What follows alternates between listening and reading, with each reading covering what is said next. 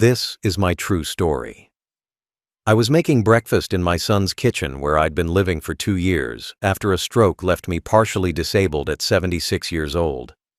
My hands were shaking from Parkinson's disease, and I accidentally knocked over his coffee mug. He exploded with rage, screaming that I was a useless old man who couldn't do anything right. Then he grabbed my plate of eggs and toast and smashed it on the floor at my feet. He told me to eat it off the floor like a dog, but what I did next destroyed his life completely. Before that, tell us where you're watching from and what time it is there right now. And please subscribe to this channel so that my stories can reach more people. I raised my son Daniel completely alone from the time he was 6 years old after his mother walked out on us without warning or explanation. She just decided one day that being a wife and mother wasn't what she wanted anymore. She left us both behind and never looked back. I became a single father overnight while working full-time and trying to figure out how to raise a boy by myself. I worked 3 different jobs simultaneously for years to make sure Daniel had everything he needed. I wanted him to have opportunities I never had growing up poor. I put him through engineering school and paid every penny of his tuition so he could graduate without any student loan debt. I worked nights and weekends and holidays to afford his education. I lived on scraps and whatever was left after paying his bills. I was constantly exhausted, but I didn't care because my son's future was worth every sacrifice. I gave him every advantage I possibly could while barely taking care of my own needs. I wore the same clothes for years. I drove a car that was falling apart. I skipped meals to save money for his textbooks and supplies. When Daniel graduated with his engineering degree, I helped him get his first job by calling in every favor I had from my decades working in the manufacturing industry. I'd built up a lot of professional relationships and respect over the years. I used all of that to help my son get his foot in the door at a good company. I made phone calls to people I knew. I wrote recommendation letters. I vouched for his character and abilities even though he had no real work experience yet. I did everything in my power to set him up for success. I watched with incredible pride as Daniel climbed the corporate ladder over the next several years.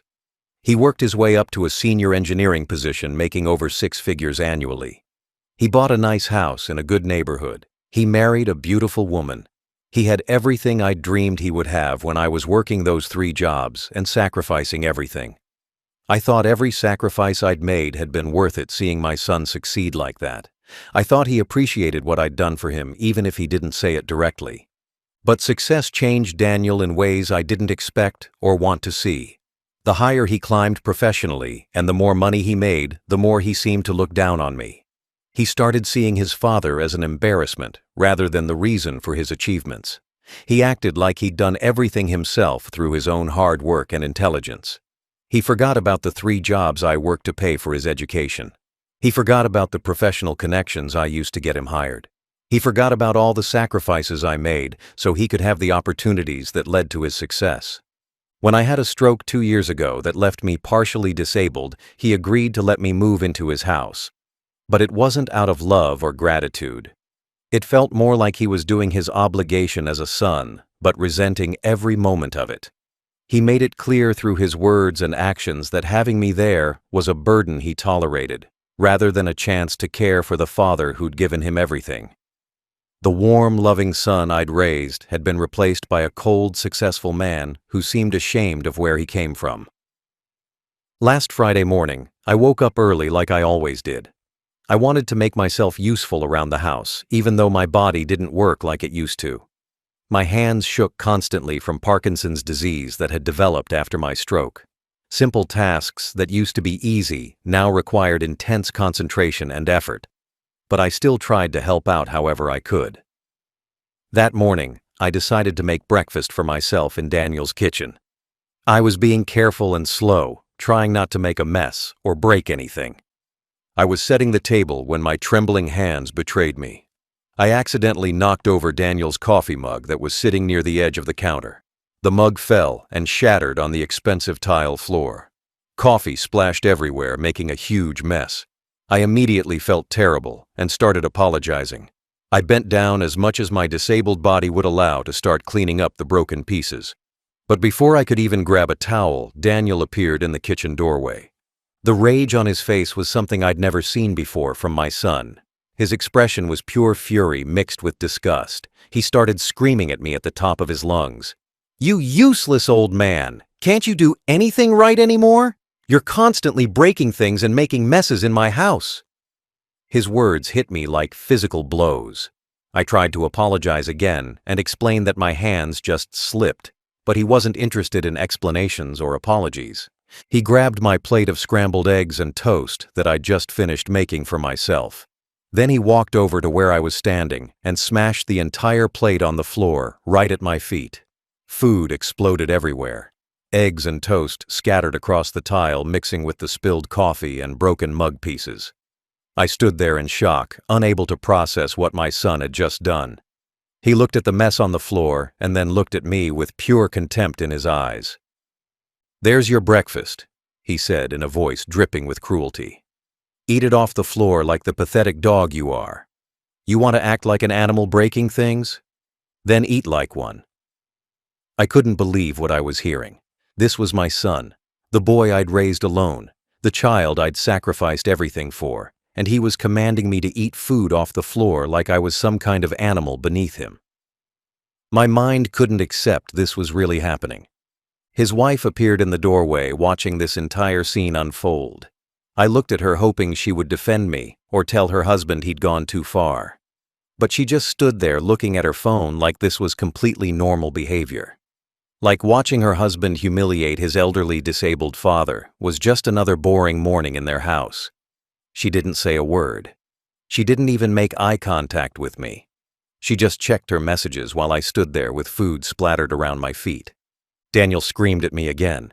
"I said eat it! From the floor! Show me you're still good for something in this house besides being a burden." My 76-year-old knees were shaking from the humiliation crushing down on my chest. Part of me wanted to just leave the room and hide in my bedroom, but something inside me refused to bend down to that floor. Something hardened in that moment. A resolve that had been building through months of his verbal abuse and disrespect finally turned into steel. I looked my son in the eyes and didn't move. I stood completely frozen, staring at the scrambled eggs and toast splattered across Daniel's expensive tile floor. The mess mixed with the broken coffee mug and spilled coffee created a disaster that seemed to represent everything wrong with my current life. Then I looked up at my son's face. It was twisted with contempt and disgust. This wasn't the loving boy I'd raised. This was a stranger who saw me as nothing more than a burden he regretted taking in. The transformation was complete. Success had turned him into someone who hated his own father. "I said eat it!" Daniel screamed again, even louder this time. His face was red with rage. Veins stood out on his neck. He pointed at the floor like I was a disobedient pet who needed to be trained. "From the floor, right now. Show me you're still good for something besides wasting space in my house and breaking my things. Get down on your knees and eat your breakfast like the dog you are." His words echoed in the kitchen. Each syllable felt like a knife cutting into my dignity. My knees were literally shaking from the weight of the humiliation. I'm 76 years old with Parkinson's disease and partial disability from a stroke. My body doesn't work properly anymore.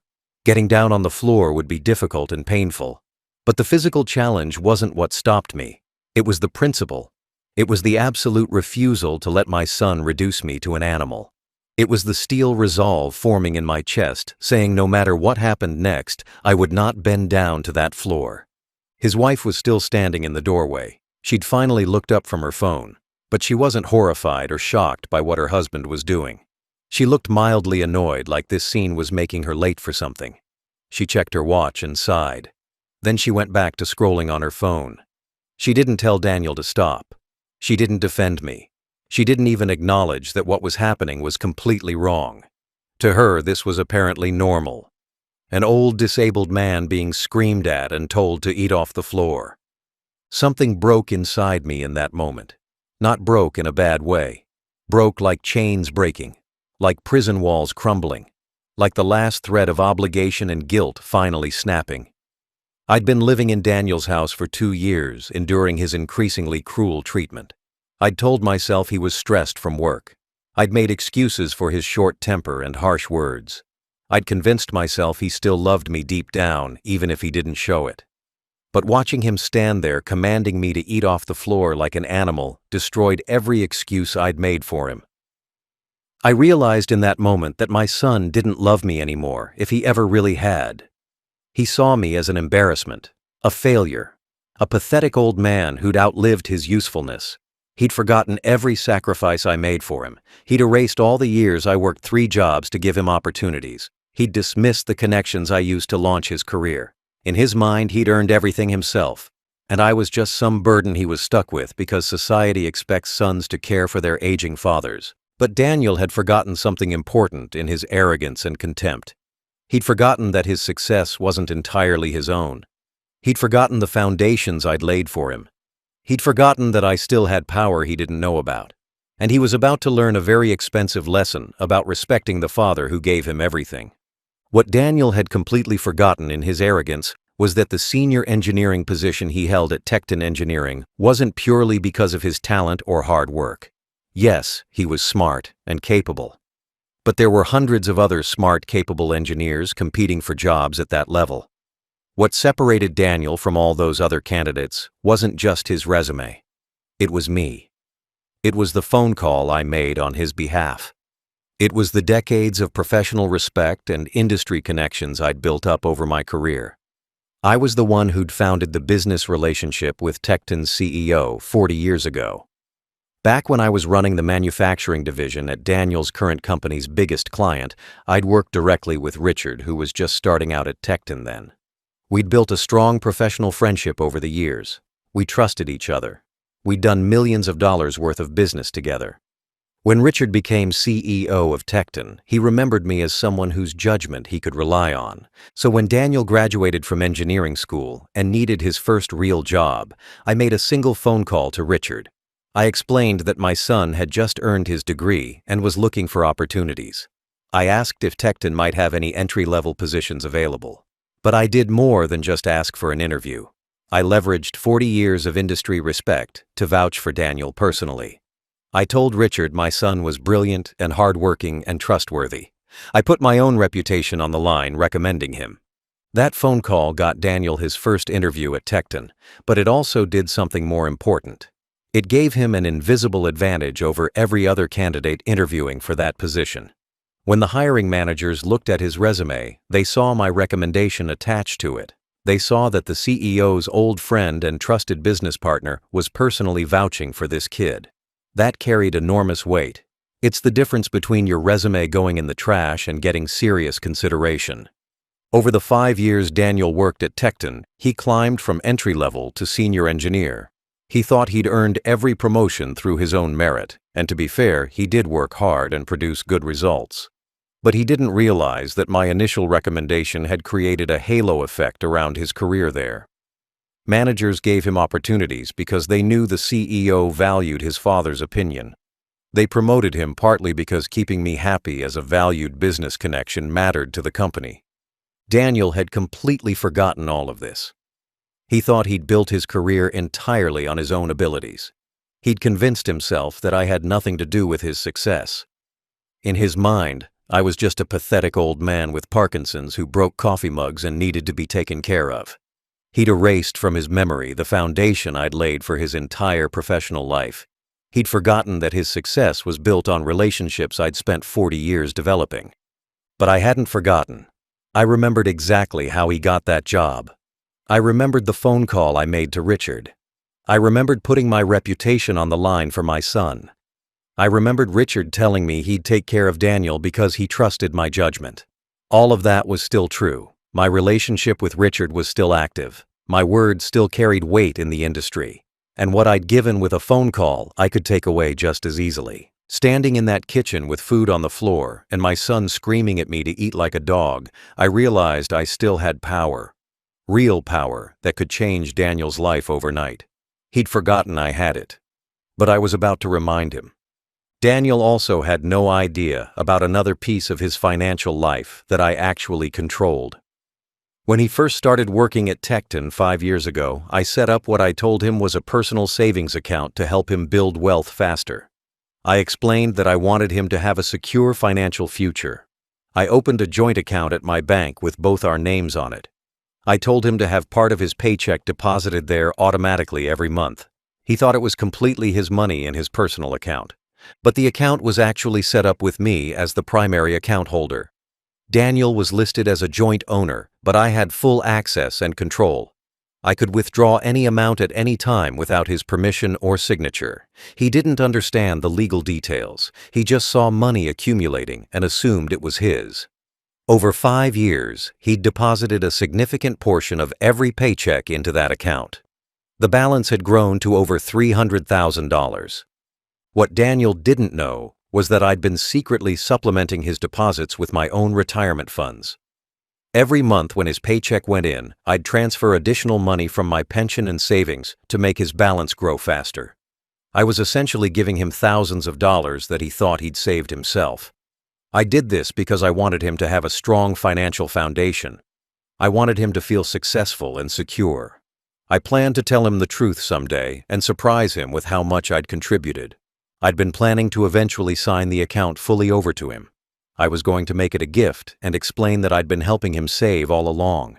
I imagined having that conversation when he was more mature and hopefully more grateful.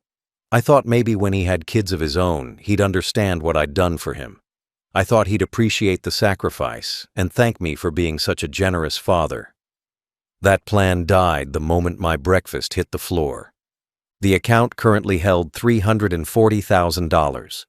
About $200,000 was from Daniel's actual deposits over 5 years. The other $140,000 was money I'd secretly added from my own funds, but legally, it was all in an account I controlled. Daniel thought he had $340,000 in savings that was entirely his. He had no idea his father could empty that account with a single phone call to the bank. He'd been living comfortably knowing he had that financial cushion. He made big purchases without worry. He took expensive vacations with his wife. He bought nice furniture and electronics. He felt secure and successful partly because he thought he had all that money saved up. It gave him confidence. It made him feel like he'd really made it in life. But it was all built on money I'd given him and an account I still controlled. Standing in that kitchen being told to eat off the floor like a dog, I thought about that $340,000.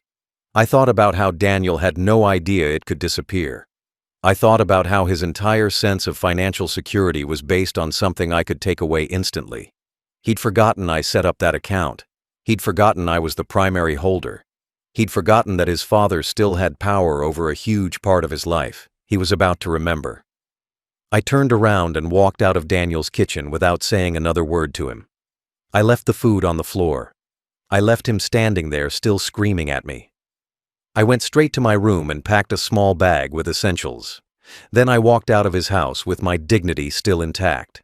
I didn't bend down to that floor. I didn't eat like a dog. I kept my self-respect even though my son had tried to take it from me. I got in my old car and drove straight to my bank. The bank manager recognized me immediately. I'd been a customer there for over 30 years. I asked to speak with him privately in his office. I explained I needed to make some important transfers from the joint account I shared with my son. He pulled up the account on his computer. The balance showed $340,000. I told him I wanted to transfer every single penny into my personal account that Daniel had no access to. The manager asked if I was sure. I said I'd never been more certain of anything. Within 20 minutes, the transfer was complete. $340,000 moved from the joint account into my sole ownership account. The joint account Daniel thought was his now showed a balance of $0. I thanked the bank manager and left. Then I drove to a coffee shop and made the phone call I knew would destroy my son's career. I called Richard, the CEO of Tecton Engineering, the man who'd hired Daniel 5 years ago based on my personal recommendation. Richard answered on the second ring. He was happy to hear from me. We'd stayed in touch over the years. I'd always been careful not to abuse our friendship or ask for too many favors. But today, I was cashing in every bit of goodwill I'd built up with him. I told Richard I needed to have a serious conversation about my son. He immediately became concerned. He asked if Daniel had done something wrong at work. I said no. The problem was what Daniel had done to me at home. I explained everything that happened that morning. I told Richard about the coffee mug, about my breakfast being smashed on the floor, about being commanded to eat like a dog in front of my son's wife. I told him about the months of verbal abuse and disrespect I'd endured. I explained that the son I'd sacrificed everything for had become someone who saw his disabled father as worthless. Richard was silent for a long moment. Then he said he was disgusted by what he'd heard. I told Richard I was formally withdrawing my personal recommendation of Daniel. I said I could no longer vouch for his character. I explained that my endorsement had been a major factor in Daniel getting hired and promoted, but I was removing that endorsement effective immediately. I said I understood if this created problems for Tecton. Richard said he understood completely. He said no father should be treated that way. He said he'd handle the situation appropriately. Richard told me he'd always valued our friendship and business relationship. He said my word had meant something at his company for decades. If I was saying Daniel no longer deserved my recommendation, then that changed everything. He thanked me for being honest with him. He said he'd take care of it. I knew what that meant. Without my backing, Daniel's position at Tecton was no longer secure. He'd been operating with an invisible advantage he didn't know about. Now that advantage was gone. I hung up the phone feeling a strange mix of sadness and satisfaction. Sadness because I was destroying my own son's life. Satisfaction because he'd earned every bit of what was coming. I went to a motel and checked in for the night. I was done living under his roof. Daniel woke up Saturday morning and checked his bank account like he did every weekend. He liked seeing that $340,000 balance. It made him feel successful and secure. But when his banking app loaded, the number that appeared made his heart stop. $0. The account showed a balance of exactly zero. He refreshed the app thinking there must be some kind of error, but the number stayed the same. $340,000 had vanished overnight. He immediately called the bank in a panic. He got transferred to the fraud department. He explained that his savings account had been completely emptied without his authorization. The fraud specialist pulled up his account. She explained calmly that there was no fraud. The account was a joint account with his father listed as primary holder. His father had initiated a legal transfer of all funds yesterday afternoon. Everything was done properly with correct authorization. There was no error and nothing the bank could do. Daniel tried calling my phone. It went straight to a message saying the number was disconnected. He tried again and again. Same result. I'd canceled my old phone number and gotten a new one he didn't have. He had no way to reach me. He started panicking. His wife asked what was wrong. He told her my father just stole $340,000 from our savings. She immediately started screaming at him, asking how that was even possible. He had to explain that technically I was the primary account holder. She was furious. The rest of the weekend was a nightmare for Daniel. He couldn't reach me. He couldn't get the money back. His wife was threatening to leave him if he didn't fix this immediately. He tried calling other family members to see if anyone knew where I'd gone. Nobody had heard from me. I'd completely disappeared. He spent 2 days in absolute panic trying to figure out what to do. But there was nothing he could do. The money was legally mine, and I'd taken it. Then Monday morning, everything got worse. Daniel went to work at Tecton like normal. He'd barely slept all weekend. He was stressed and exhausted. Around 10 o'clock, he got a call from HR asking him to come to their office immediately. He had no idea what it was about. He walked into the HR office and found 2 people waiting for him with serious expressions. They asked him to sit down. He knew instantly this was bad. The HR director explained that his position was being restructured effective immediately. They said there had been a reassessment of organizational needs and qualifications. His senior engineering role was being eliminated. They were letting him go with 2 weeks severance pay. He'd need to pack his desk and leave the building by end of day. Daniel was completely shocked. He asked what he'd done wrong. They said nothing specifically.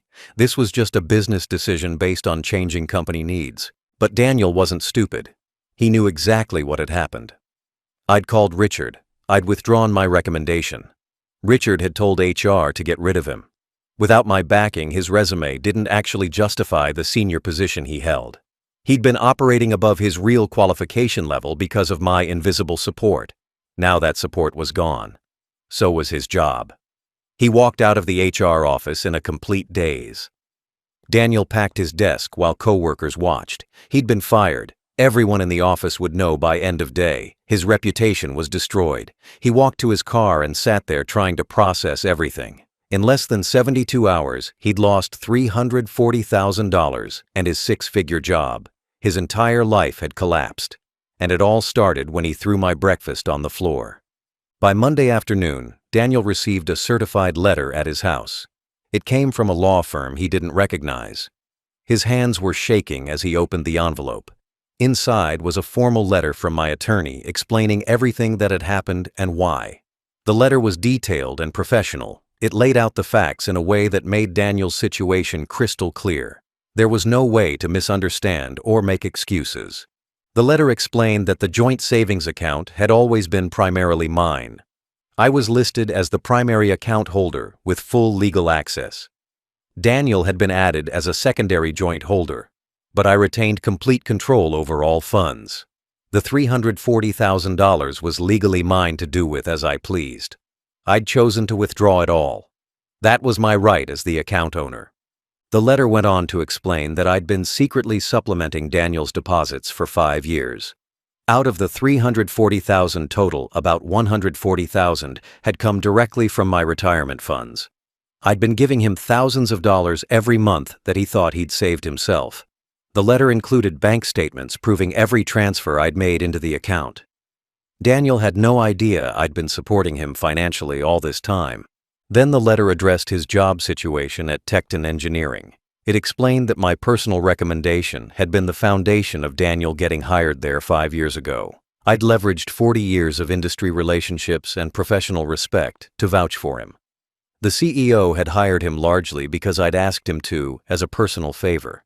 My ongoing endorsement had protected Daniel's position and enabled his promotions. Without that backing, his resume didn't justify his senior role.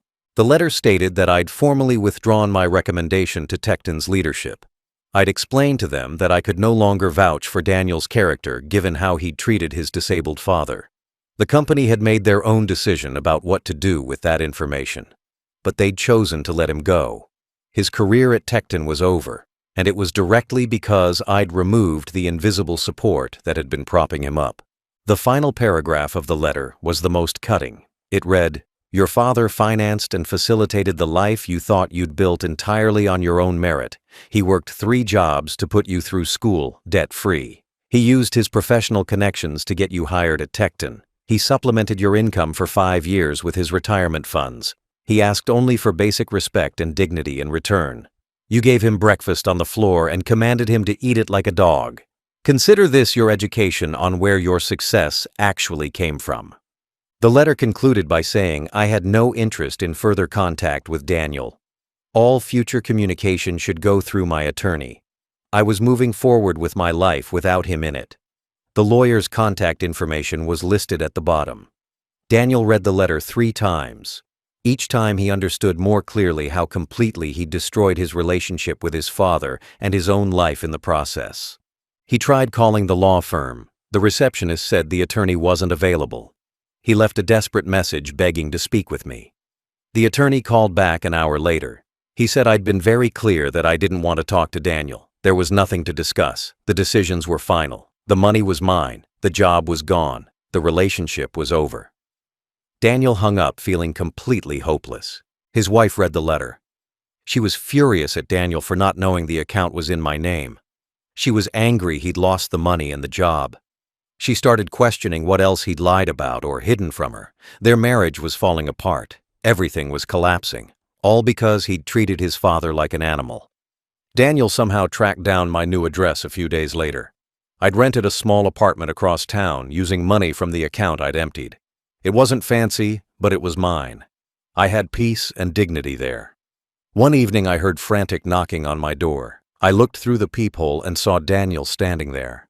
He looked terrible. His eyes were red from crying. His clothes were wrinkled. He'd clearly been struggling since losing everything. I opened the door but didn't let him inside. He immediately started begging. "Dad, please, we need to talk about this. I'm so sorry. I didn't mean what I said. I was just stressed from work. I made a terrible mistake. Please give me another chance." His voice was desperate and broken, but I'd heard him scream at me to eat off the floor. I'd seen the contempt in his eyes. That wasn't stress. That was who he'd become. I stood in the doorway and let him talk. He went through every excuse he could think of. He said work had been overwhelming him. He claimed he'd been having mental health issues. He insisted he loved me and never meant to hurt me. He promised if I just gave the money back and called Tecton to fix his job, everything would be different. He swore he'd treat me with respect. He begged me to believe he was truly sorry. But I'd seen his face when he threw my food on the floor. That wasn't a man having a bad day. That was contempt for the father he'd decided was beneath him. That was disgust at having to live with an elderly disabled parent. That was the real Daniel, the cruel, successful man who'd forgotten where he came from. No amount of begging would change what I'd seen in that kitchen. "You treated me like a dog," I said calmly. "You told me to eat off the floor in front of your wife. You screamed at me for having Parkinson's and breaking a mug. You forgot I worked 3 jobs to give you everything. You forgot I got you that job at Tecton. You forgot that the money you lost was mine in the first place. You forgot all of it because success made you arrogant." Daniel kept crying and apologizing. He said he understood now what he'd done wrong. He said losing everything had taught him a lesson. He promised he'd be a better son if I just helped him one more time. But I knew the truth.